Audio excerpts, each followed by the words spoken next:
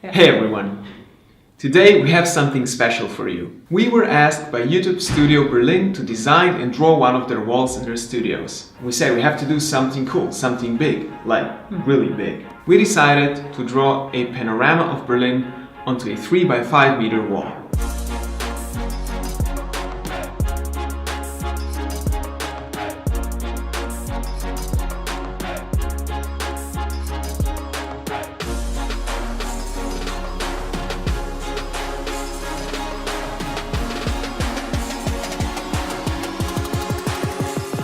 Well, it turned out it was quite a challenge. That's why we would like to show you how we did it and what we learned from it, so you can do it yourself as well. If you've done something similar, please share your experience and tips in the comments. We would also like to learn something more about creating big-scale paintings like this. The first thing you have to consider is picking a motive. We knew we wanted to do a panorama of a city that had to look good in a big scale like this. For that, we simply used Google Earth and found an angle with several important characteristics.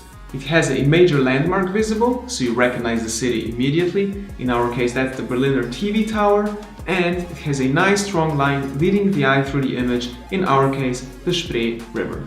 Second, pick your equipment. In our case, we picked acrylic markers. Because of the size of the drawing, we had to consider the thickness of the lines so they don't look disproportionately thin. We decided on a span from 5 to 15 millimeters. The wish of YouTube Space was to do a monochromatic image that would also work nicely as a shooting background. So for the color, we mixed our own gray tone that matched the color of the floor in the room. Thirdly, and most importantly, map and plan the image on the wall before you start drawing. The challenge with murals is that you never have the whole image in front of your eyes when drawing it. It's not like in a sketchbook.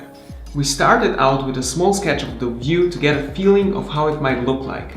Next, we did a real size test in our own living room. Now you don't need to ruin your walls just because you want to try a big scale drawing.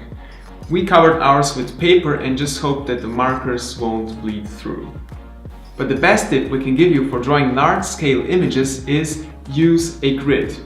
We drew a grid of 4 by 7 squares over our small photo motive and then drew the same proportionally bigger 4 by 7 square grid on the wall with a pencil.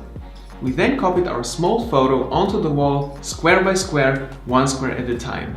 The grid lines helped us position certain parts of the drawing in correct relation to each other. So that's it. In the end, we ended up drawing 7 hours, which is 5 hours more than initially thought.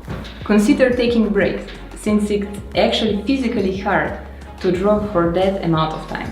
If you enjoyed the video, we would appreciate if you liked and shared it. And of course, if you don't want to miss anything about drawing in the future, it's a good idea to subscribe. Make sure you also check out our full time-lapse video of Berlin panorama view. We'll put the link into the description. Keep on drawing and see you next time.